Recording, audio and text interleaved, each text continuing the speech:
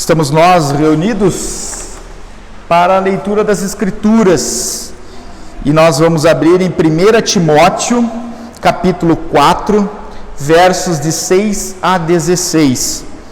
Contudo, eu vou fazer uma breve introdução. Daiana, fecha ali, fecha o coisa para não ficar no vídeo, fazendo um favor. Vou fazer uma breve introdução. Uma breve introdução. Isso. Depois eu corto essa parte, fica tranquilo. Vamos fazer uma breve introdução do livro de 1 Timóteo. O livro de 1 Timóteo, ele é um livro, uma carta paulina. Ela está dentro das cartas que nós chamamos de cartas pastorais. E essa carta paulina foi escrita para ser lida na igreja de Éfeso. Provavelmente foi depois da primeira prisão de Paulo na Macedônia. Veja, ele deixou Timóteo seguir até Éfeso, né? Lembra? Eles estavam presos, eles estavam na igreja de Macedônia e Paulo pediu para Timóteo seguir até a igreja de Éfeso e lá eles logo se encontrariam. Porém, a igreja de Macedônia teve alguns problemas, Paulo precisou ficar e, portanto, ele manda essa carta para Timóteo, orientando o pastor Timóteo, jovem pastor Timóteo, e hoje vamos ver, né, que ele era jovem, para como lidar com os problemas da igreja de Éfeso. A igreja de Éfeso tinha problemas com falsas doutrinas. Lembrar que na cidade de Éfeso havia um dos templos à deusa Diana, e o povo era corrompido com falsos deuses, falsas doutrinas, fábulas, histórias do passado que não tinham base escriturística e nem base no testemunho dos apóstolos. Então o objetivo foi encorajar Timóteo a cumprir suas missões, combater as heresias, os falsos profetas que ensinavam coisas erradas a respeito da lei e da Bíblia. Inclusive eles ensinavam, né, nós vamos ver hoje que no início do capítulo 4 nós já havíamos exposto, eles ensinavam que as pessoas não podiam casar, né, o celibato obrigatório. Eles ensinavam que as pessoas precisavam ter algumas atitudes para que fossem salvas. Ele também instruir a igreja, a todos da igreja de uma forma geral, desde o menino ao idoso, e também construir líderes, produzir líderes cristãos, diáconos e presbíteros, diaconia e presbíteros do grego. E essa era o objetivo então da carta, que foi escrito por volta ali de 62, 64 depois de Cristo. Se perguntarmos, mas quem é esse Timóteo? Nós temos lá em Atos 16, versos de 1 a 5, a história de Timóteo. Timóteo nasceu em Listra, ele foi convertido provavelmente pelo testemunho da sua mãe e da sua avó, da sua avó Loide e da sua mãe Eunice, que era grega convertida. E esse testemunho da avó e da mãe converteram Timóteo. Mas ao mesmo tempo que Timóteo foi convertido, ele foi aprender com Paulo. Por isso Paulo trata ele como filho da fé, não como filho da fé da conversão, até porque ele não foi convertido pelo testemunho de Paulo, mas ele cresceu na fé com Paulo. Ok? Ele foi então designado para dirigir a igreja de Éfeso, né? O esboço do capítulo 4, vocês estão conseguindo entender? O áudio está ok? Está conseguindo entender? Está conseguindo ouvir? Ok. Então, o capítulo 4 vai se tratar de 3 grandes temas e nós vamos ver o terceiro. A gente já viu a correção dos erros dos falsos mestres, a apostasia no tempo final da igreja e orientações pessoais a Timóteo, que nós vamos ler e vamos expor as Escrituras, como toda a igreja deveria fazer. É muito triste quando pegamos igrejas em que as pessoas pregam, falam, mas não expõem a verdadeira palavra de Deus. Nós já estudamos Timóteo até aqui, já vimos estudando várias lições, Timóteo. Nós temos também aqui na igreja lendo Mateus e também tendo um estudo em Coríntios sobre o que é ser igreja.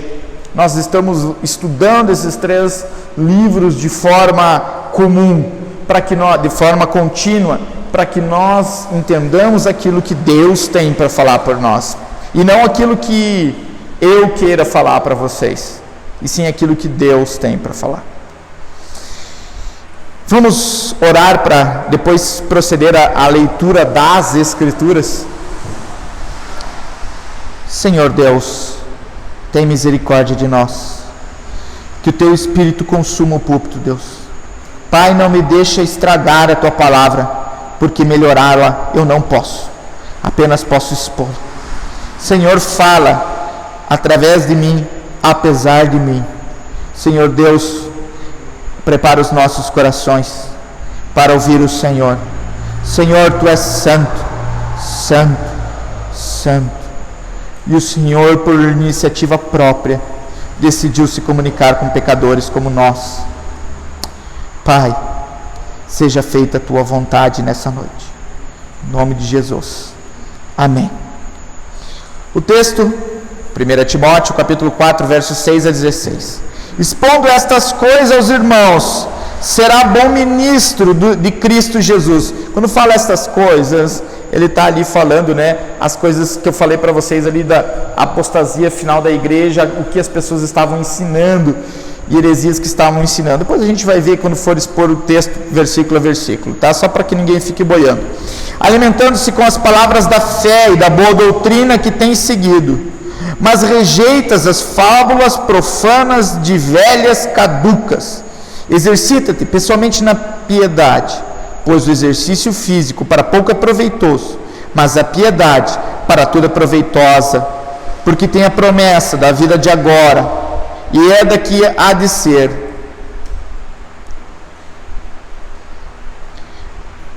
Que tem a promessa da vida que agora é, e daqui há de ser. Fiel é esta palavra e digna de inteira aceitação. Ora, é para esse fim que labutamos e nos esforçamos, sobremodo, porquanto temos posto a nossa esperança no Deus vivo, Salvador de todos os homens, especialmente dos fiéis. Ordena e ensina essas coisas. Ninguém despreze a tua mocidade, pelo contrário, torna-te padrão dos fiéis, na palavra, no procedimento, no amor e na fé e na pureza. Até a minha chegada, aplica-te à leitura, à exortação e ao ensino. Não te faças negligente para com o dom que há em ti, o qual foi concedido mediante profecia, ou em algumas traduções, que é o correto, mediante a exposição das Escrituras, com a imposição de mãos dos presbíteros.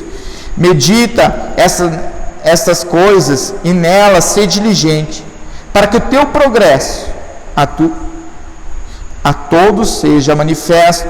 Tem cuidado de ti, mesmo em da doutrina. Continua nesses deveres, porque fazendo assim, salvarás tanto a ti como aos teus ouvintes. Se tivéssemos que dar um texto, um título a essa exposição bíblica, eu poria assim: Jesus não veio formar advogados, mas formar discípulos. E nós vamos entender por quê. Lendo os versos então anteriores, ali estávamos falando antes das 3 coisas que se falavam. Os falsos mestres ensinavam sobre a vida cristã. Eles ensinavam que nós tínhamos que ter abstinência de alguns alimentos, mas a Bíblia é clara que tudo que Deus fez é bom e nós temos que desfrutar com sabedoria. Por isso, nós não podemos dizer que sermos abstêmios, ou seja, não beber álcool é uma ordenança de Deus. Deus ensina que nós não fiquemos bêbados, embriagados, mas a Bíblia não proíbe o álcool. Bom, isso nós já vimos lá no passado, a apostasia da igreja, que nós estamos falando. Jejum obrigatório, obrigava alguns jejuns que não eram jejuns bíblicos.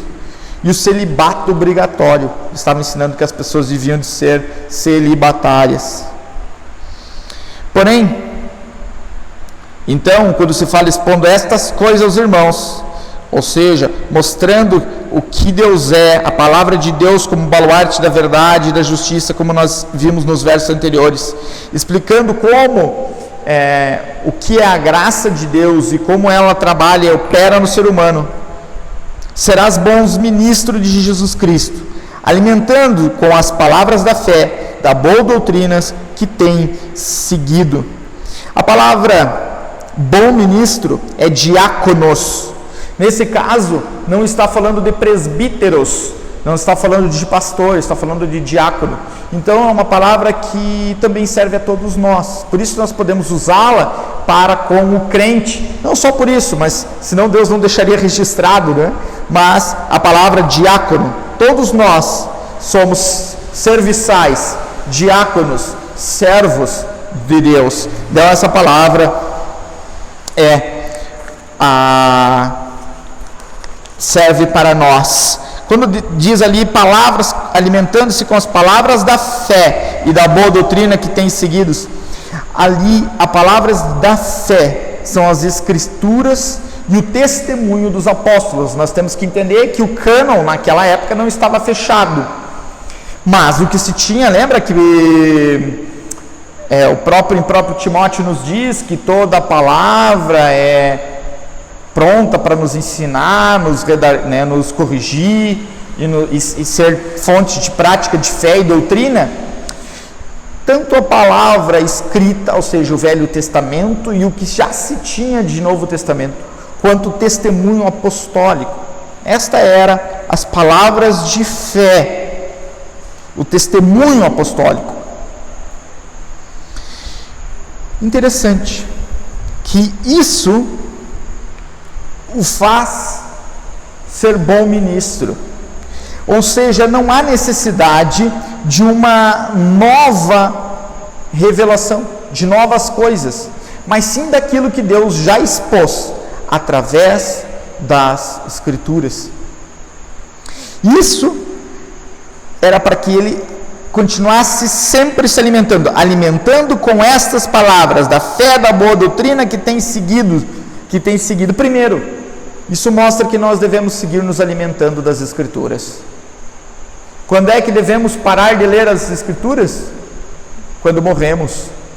Quando é que devemos parar de ler as Escrituras? Ou quando nos é impossível, Alzheimer, ou quando nós temos alguma impossibilidade física.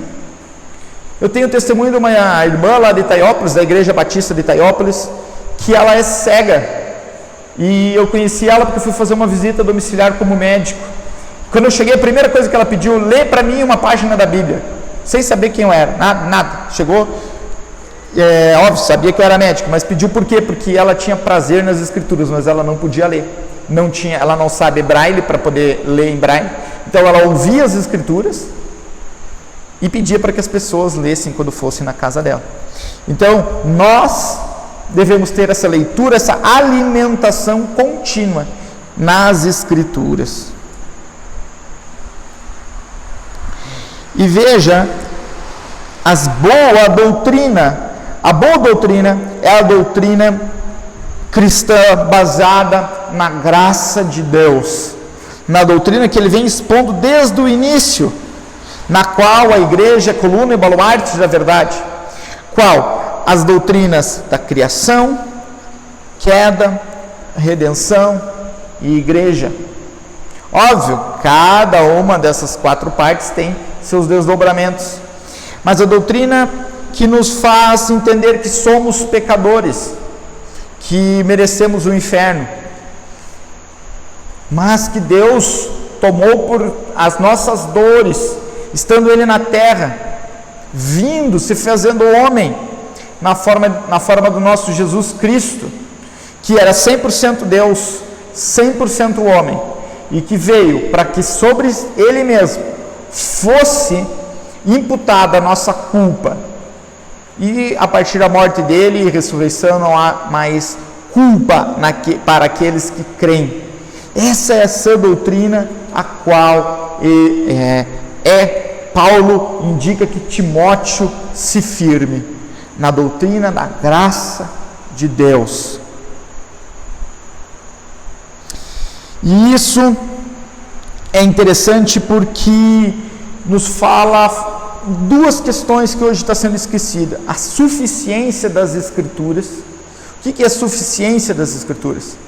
A Bíblia, ela é única regra de prática de fé e doutrina e é suficiente.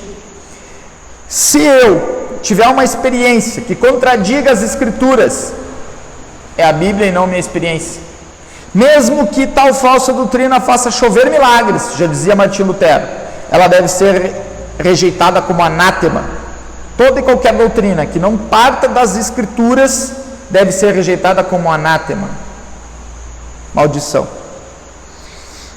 E a suficiência da obra de Cristo, porque ali os velhos hereges estavam falando que precisávamos ter jejuns, precisávamos fazer abstinência sexual para sermos salvos. Mas não, basta nos crer que Cristo é nosso suficiente Senhor e Salvador. Qualquer coisa colocada, interpolada, obstaculada entre Jesus e nós para a salvação é diminuir a graça redentora de Deus, é diminuir a obra salvífica de Jesus Cristo. Então significa que eu posso viver uma vida devassa? Não. A santidade que a gente vai ver aqui, ela é o reflexo da vida de alguém que foi salvo. Mas, então significa que eu preciso vir à igreja para ser salvo? Não.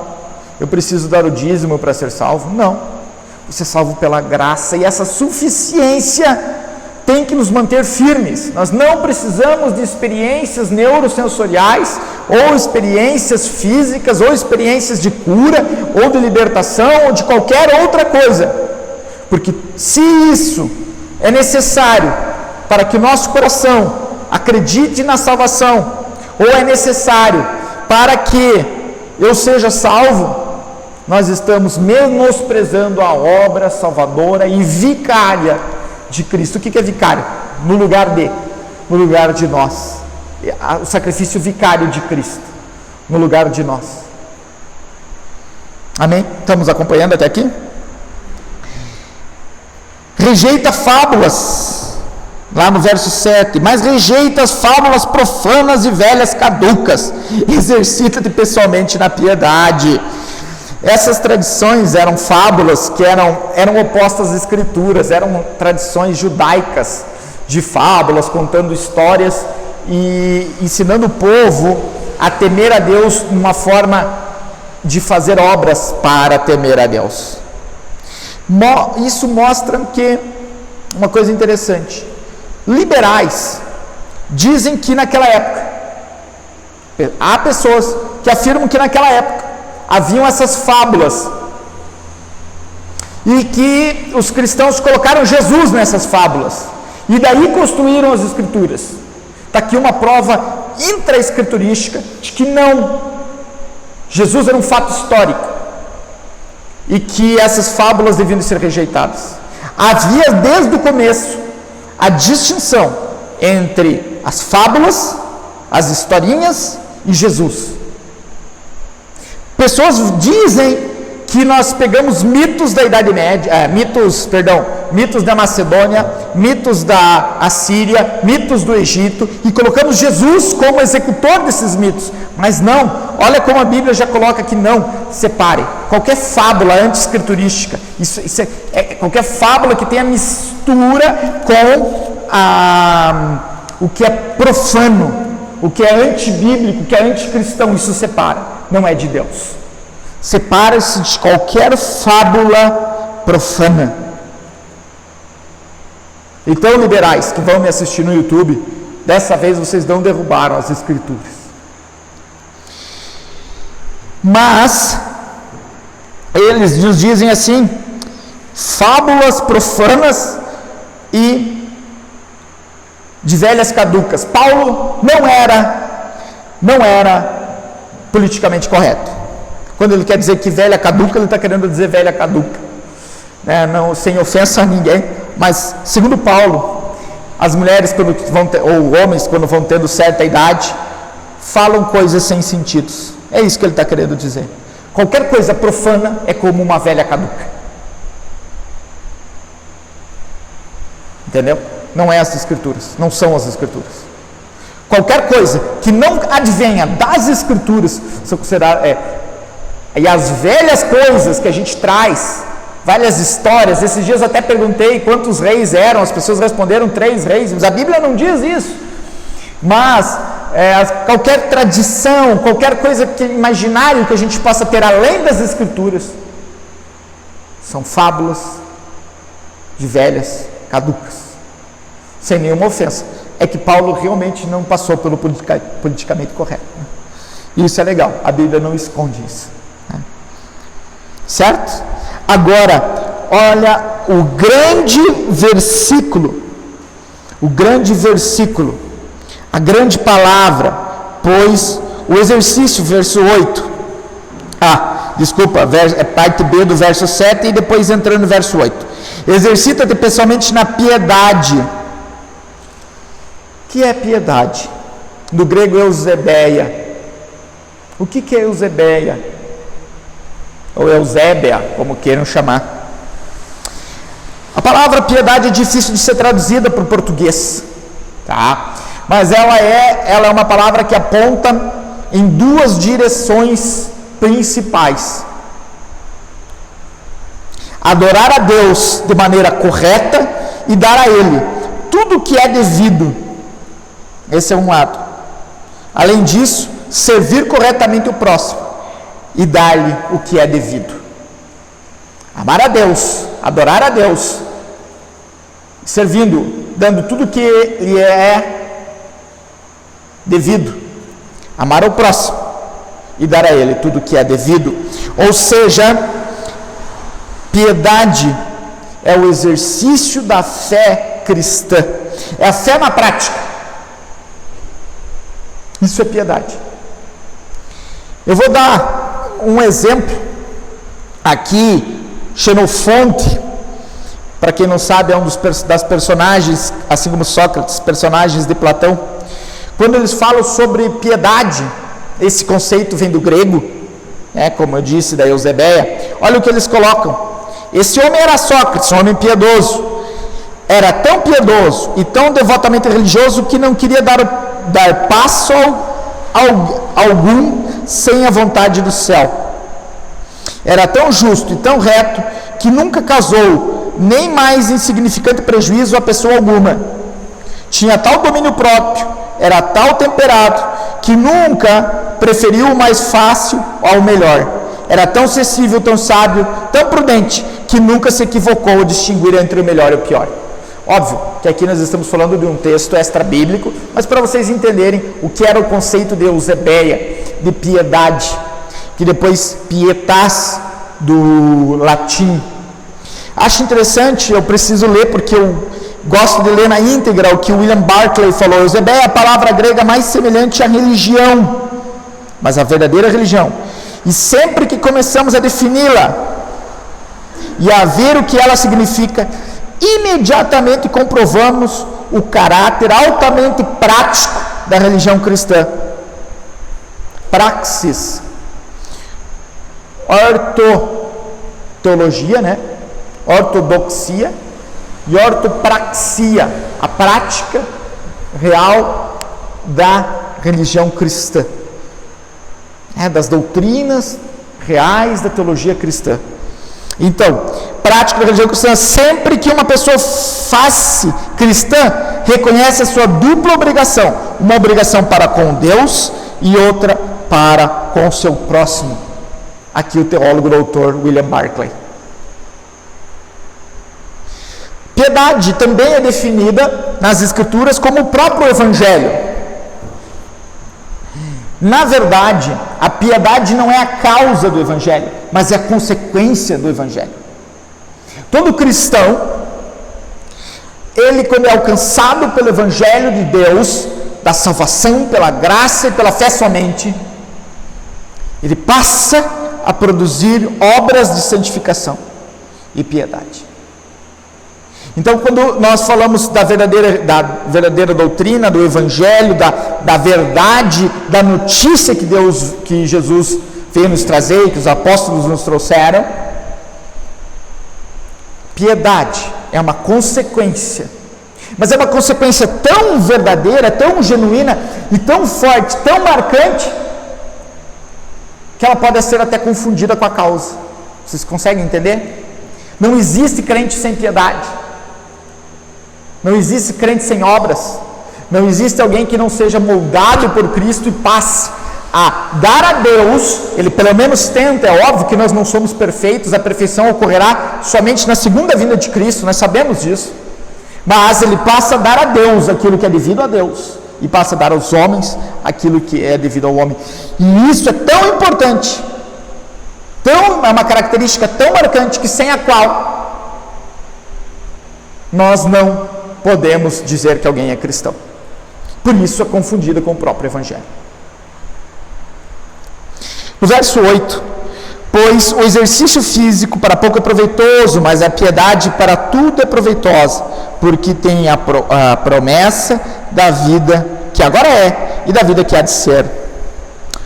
Não é que o exercício físico não seja importante, mas há um paralelismo, isso que a Bíblia está fazendo aqui, um paralelismo e me fugiu aqui o termo na língua portuguesa, mas é uma comparação com o meio esportivo, ao mesmo tempo que ele coloca o que é contrário, mas ele coloca o que é semelhante. Por exemplo, vamos lá, a piedade, assim como é o exercício das disciplinas espirituais requeridas pelo Evangelho.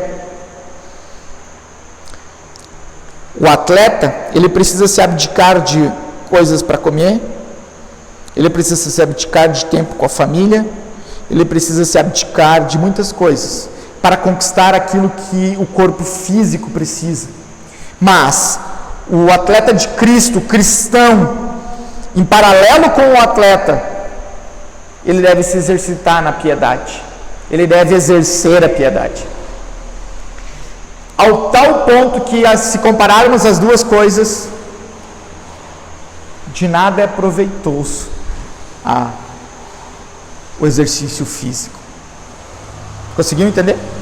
O exercício físico é tão menor do que a piedade, mas ao mesmo tempo os atletas há um paralelismo nisso, porque os atletas precisam se abdicar, nós cristãos também.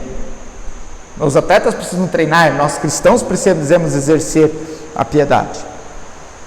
Contudo, a piedade é tão proveitosa, que comparada aos exercícios físicos, ela deixa o exercício físico no chinelo. É isso que está querendo dizer ali. O atleta não pode comer qualquer coisa, não pode viver seu gosto, deve treinar e exercitar-se. Phelps, vocês ouviram falar em Michael Phelps, o maior medalhista olímpico de todos os tempos? Ele treinava desde os seus 6 anos de idade, treinava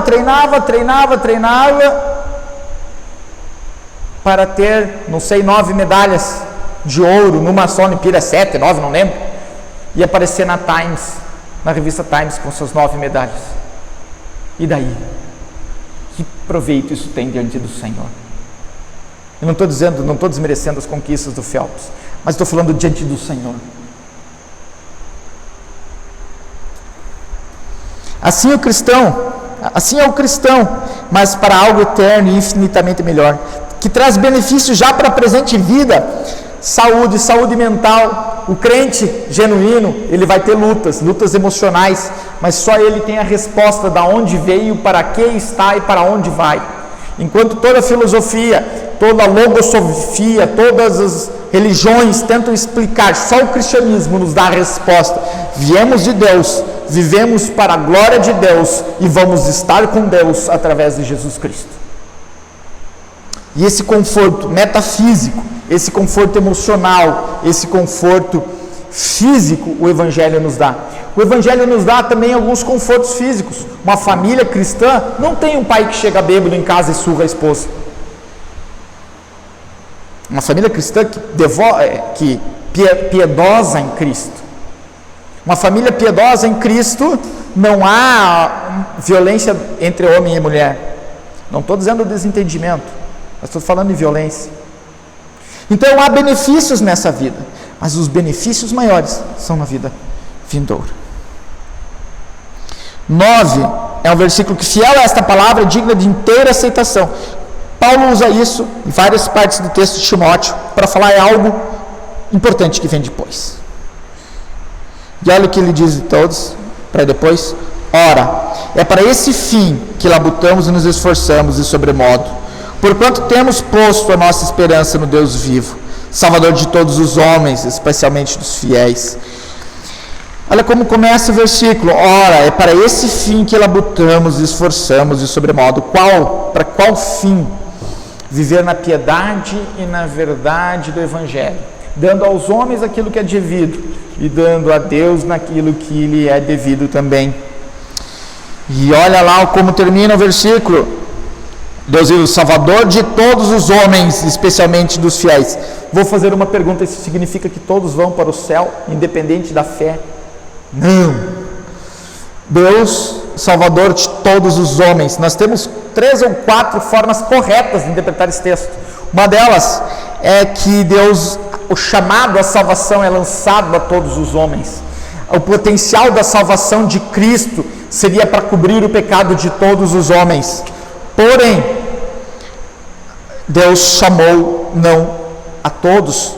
Deus chamou porém, ela de forma, eficaz, ocorre para com os fiéis.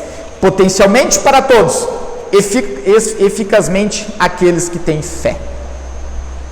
Essa é uma forma de a gente interpretar esse texto. E também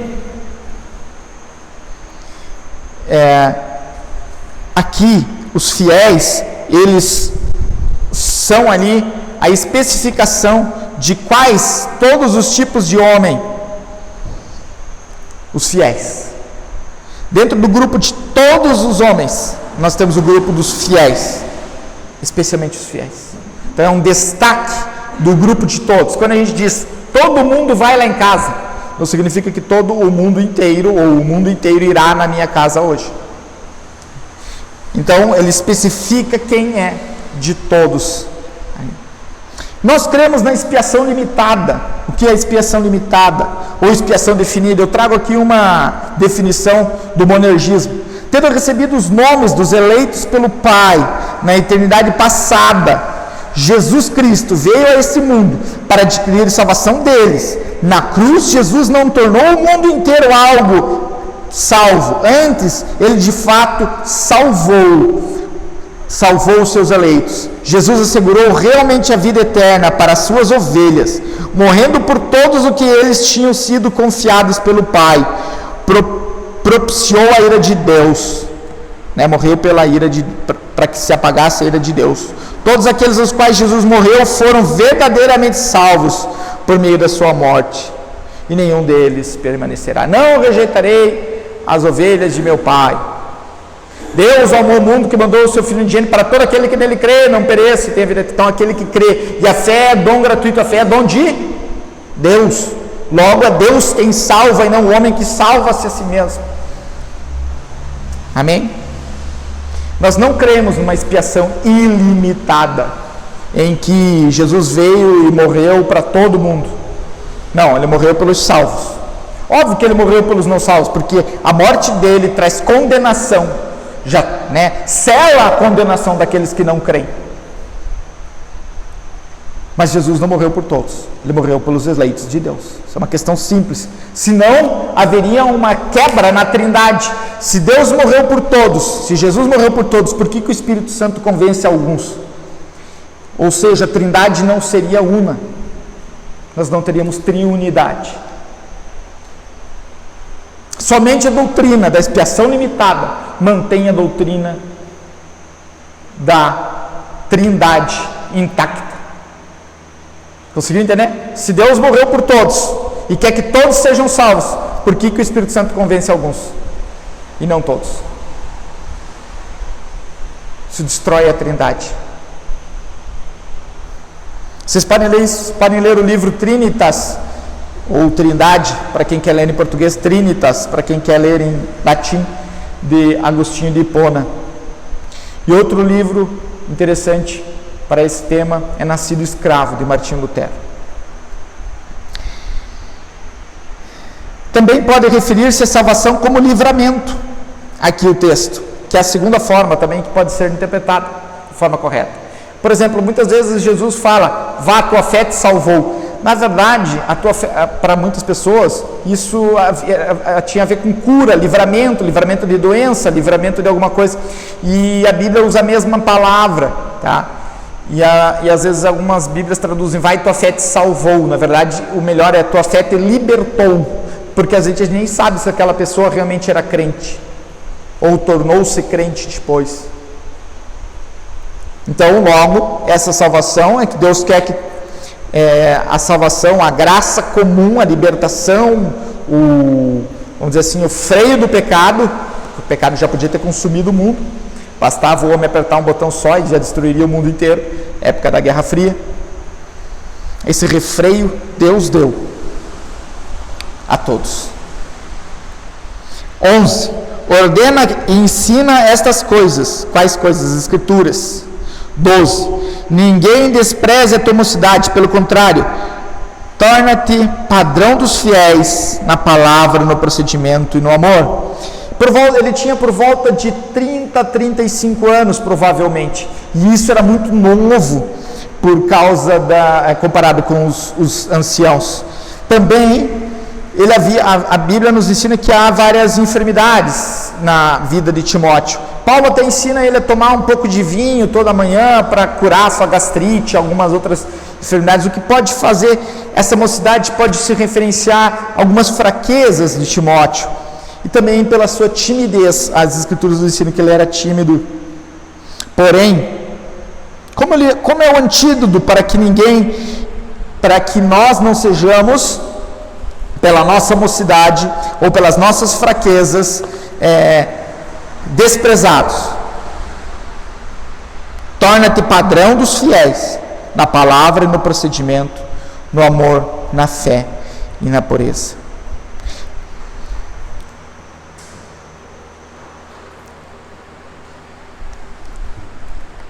Seja um exemplo.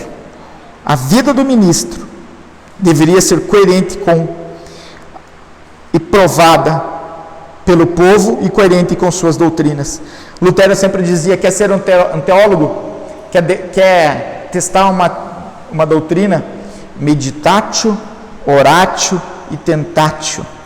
Meditação, oração, medita, leia nas Escrituras. Oratio, ore pelas doutrinas. E tentatio, coloque elas na prática. É verdade? Fez o bem, fez a vontade de Deus, é uma doutrina bíblica, desde que ela venha das Escrituras, desde que tenha sobre ela muita oração e que ela na prática resulte na vontade de Deus. A verdadeira fé é provada com atitudes do crente e não com uma prosódia, uma oratória importante, e sim com a vida do cristão. A autoridade cristã mostra-se pelo exemplo, como em casa, com os seus filhos. Não adianta falar uma coisa e fazer outra. Os 3 pontos destacados são chaves do ministério e que devem ser sempre vigiados. Muitos caíram por conta do amor, por causa da falta de fé e por causa da impureza sexual. E o engraçado é que a palavra usada torna-se padrão. Padrão é também a palavra tipo no grego, da onde vem a palavra tipo, da imprensa de tipos móveis. Tipo é uma letra, por exemplo, e aí as pessoas pegavam um quadro, montavam letra por letra, A, N, D, R, E, André. Daí coloca lá J, é o tipo J, o tipo E, o tipo S, o tipo U, o tipo S de novo. Jesus. Então eles colocam lá, tudo a página do jornal, colocam passam tinta, colocam uma folha, colocavam, e imprensa, e prensava. Daí vem a palavra imprensa de Gutenberg. Tipo era cada um daquela pecinha. que é o padrão que ia ser feito todas as cópias. Então é esse tipo, a palavra é essa, tipos do grego. É isso, seja o tipo a quem as pessoas vão copiar, a quem as pessoas veem que você é o que você prega, o que você segue, que você é uma cópia fiel de Cristo a quem você diz ser seguidor. 13. Até a minha chegada, aplica-te à leitura, à exortação e ao ensino. Essas são um método prático para denunciar as falsas. Primeiro foram métodos, vamos dizer assim, negativos, em que eles não atacavam as falsas doutrinas. E agora, do verso 13 para frente, vem métodos positivos. Exposição das Escrituras, exortação do erro e o ensino da verdade. Faça isso. Ler as sagradas letras, ler de forma pública as Escrituras. 14. Não te faças negligente para com o dom que há em ti, o qual foi concedido mediante profecia com a imposição de mãos dos presbíteros. Dom, carisma, do grego. Provavelmente fala-se do dom de ensinar, o dom de mestre, o qual ele tinha. Um chamado que Timóteo recebeu de ser pastor, de ser presbítero. E esse chamado foi, desde a antiguidade até hoje, nós temos a figura da imposição de mãos para a unção ou envio de um servo de Deus. Notem que isso não tem a ver com óleo, isso não tem a ver com nada, nenhuma outra cerimônia. A Bíblia só ensina que na ordenação dos pastores, dos líderes eclesiológicos, há a imposição de mão, como se a igreja reconhecesse de forma pública o chamado que Deus o deu. Veja, a imposição de mãos não traz nenhuma bênção especial, mas sim um reconhecimento do dom dado, do carisma, do charisma, dado por Deus para o cristão que vai pregar o Evangelho. E nós podemos ver que os dons podem atrofiar, igual os músculos, os dons podem atrofiar. Então exercita-te no teu dom. Se Deus te deu o dom de ensino, esmere-se em fazê-lo. Se Deus te deu o dom de cura, exerça-o. Se Deus deu o dom de discernimento de espíritos, exerça-os. Deus quer que nós nos afirmemos nos dons, usemos para a honra e glória dele aquilo que ele nos deu, e não nos deixe simplesmente abandonado. 15. Medita essas coisas, e nelas ser diligente, para que teu progresso a todos seja manifesto. A vida cristã é um progresso, é uma caminhada chamada santificação. Esse progresso é evidência e a realidade de Cristo em nós. Sem a santificação, ninguém verá a Deus. Sem santificação, não há salvação. Veja que a salvação, ela inicia na conversão, ela é encarada pelo homem na salvação, na justificação, em que nós somos declarados justos diante de Deus. Mas existe um passo na salvação, esse é o único passo em que há uma cooperação do ser humano, que é a santificação.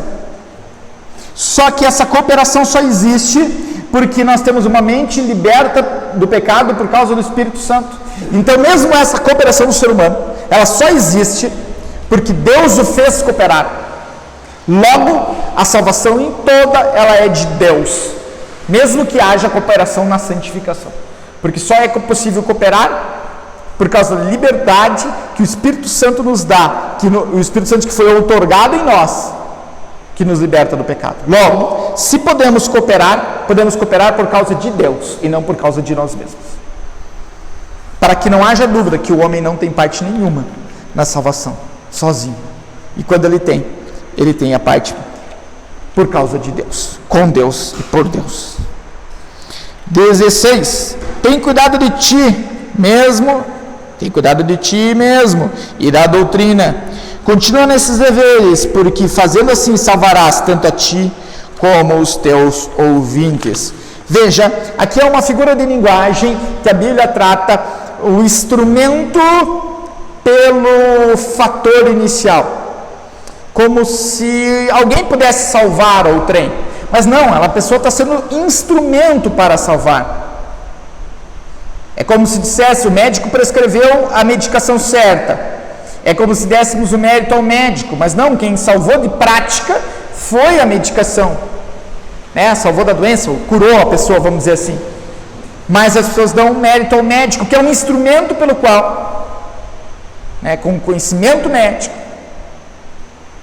usando do conhecimento médico, ele se torna instrumento e leva a cura física àquela pessoa. Um exemplo melhor, é como se nós pegássemos uma chave de fenda e apertássemos um parafuso, e alguém dissesse, esse parafuso foi apertado por uma chave de fenda. Não é mentira, mas aí eu estou confundindo o meio, né? É uma figura de linguagem que confunde, quer dizer, que mostra o meio ao invés de quem o fez. E essa figura de linguagem, encarada no texto, ela dá a entender de que Timóteo salvaria as pessoas, mas não. Timóteo, ele expõe a verdade, as verdades escriturísticas que fazem com que as pessoas possam ser salvas, que Deus resgata os seus. A pregação é a forma como Deus resgata as pessoas, somente isso. Não há como crerão se não há quem pregue, e como pregar se ninguém se dispõe a ir. A pregação e exposição bíblica é a forma como as pessoas vão crer. E essa pregação nem sempre é com a boca, às vezes é com as nossas atitudes. Por fim, quero trazer uma aplicação para vocês desse texto. Todos chegaram até aqui? Foi denso, mas foi gostoso. Todos chegaram até aqui. Eu trago duas aplicações que se desdobram, na verdade, em três. Deus procura servos e não advogados. Por que ele não procura advogado? Porque o advogado é aquele que defende o seu cliente. Mas ele pode não gostar do seu cliente. Ele pode não amar o seu cliente. Ele pode até não concordar com o seu cliente. E Deus não procura pessoas que conheçam as Escrituras somente de forma intelectual. Deus não quer pessoas que discutam na internet por causa dele. Deus não precisa de advogados. Deus veio chamar testemunhas, e também veio chamar, formar servos. Deus não precisa de defesa. Deus, ele é, a despeito do pensamento humano, Deus é. O advogado, ele tem a função de defender o seu cliente, mas ele pode não amar seu cliente. Logo, nós não podemos ser como advogados. Não podemos querer defender Deus através do domínio das Escrituras, mas não amar a Deus. Deus procura servos e não advogados. Já vimos por que não advogados.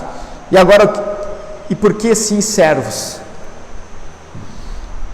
Porque o servo ama e obedece o seu Senhor. Verso 7 diz desse texto: exercita-te na piedade. O servo, ele ama e obedece o seu Senhor. Exercita-te na piedade. E esse ponto, ele se desdobra nas duas últimas aplicações. A primeira aplicação é: não seja um advogado de Jesus. Não queira conhecer somente as letras. Conheça as letras, porque para conhecer Jesus é preciso conhecer suas Escrituras. Mas não viva só de conhecimento, só de ortodoxia.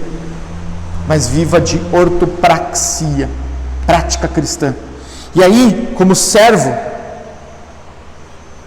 para com dois aspectos, para com Deus e para com os homens. Para com Deus, uma obediência servil ao Senhor, aquela obediência que às vezes é contrário àquilo que nós pensamos, mas se as Escrituras dizem mas eu não posso dar um tapa no bumbum da criança porque o psicólogo tal disse, não, mas a Bíblia ensina que nós temos que dar o tapa no bumbum da criança, de forma bíblica, é verdade, não podemos espancar, não, mas o que tem razão?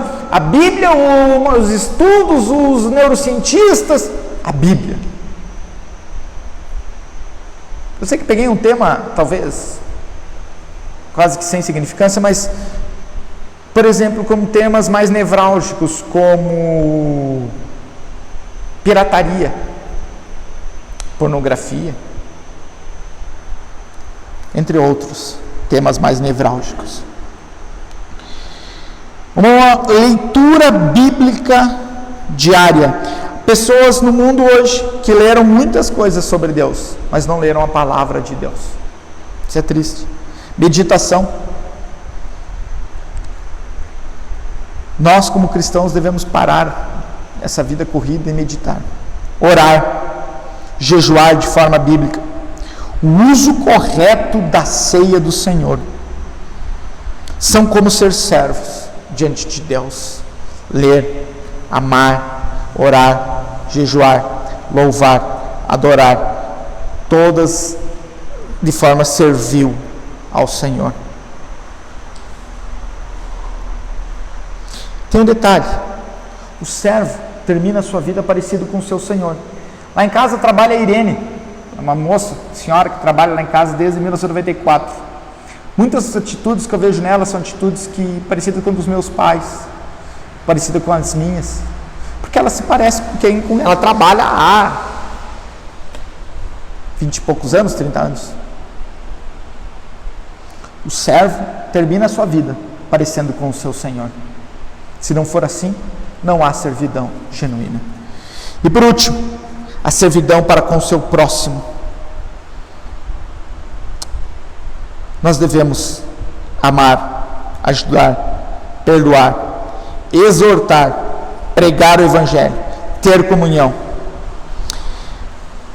com o intuito de que as pessoas sejam salvas, no intuito de que as pessoas conheçam o Evangelho Salvador de Jesus Cristo. De nada adianta dar só um pão para aquela pessoa que tem fome, porque a fome vai voltar, mas aquela pessoa precisa além do pão, porque sem o pão também ela não vai nem ter cabeça para ouvir o Evangelho. Ela precisa do pão da vida, aquele que quem come nunca mais terá fome. Ela precisa da água, da qual quem bebe nunca mais terá sede. As 3 aplicações. Deus não procura advogado. Não sejam advogado de Deus. Sejam servo de Deus, para com Deus e para com os homens. Vamos orar. Senhor Deus, nós te agradecemos, Deus, pela exposição bíblica. Entendemos que o Senhor falou essa noite, não por conta de mim ou por conta de qualquer coisa, mas por causa que Deus é Deus e a tua palavra fala por conta própria e o teu Espírito Santo prepara os corações. Pai, nos ensina a sermos servos, a parecermos contigo, sermos teus e somente teus. Senhor, tira de nós tudo que for de forma orgulhosa, Pai, tudo que for de forma a querer ter o Senhor de forma mental e não de forma prática, porque entendemos que o Evangelho da graça é o Evangelho prático, que nos faz ser salvos, ao mesmo tempo que ser sal e luz nessa terra. Livra-nos do mal, livra-nos do pecado, nos ensina a viver conforme a tua verdade. Em nome de Jesus, amém e amém. Alguém pode chamar a Dayana, por favor, para cantar o seu último hino?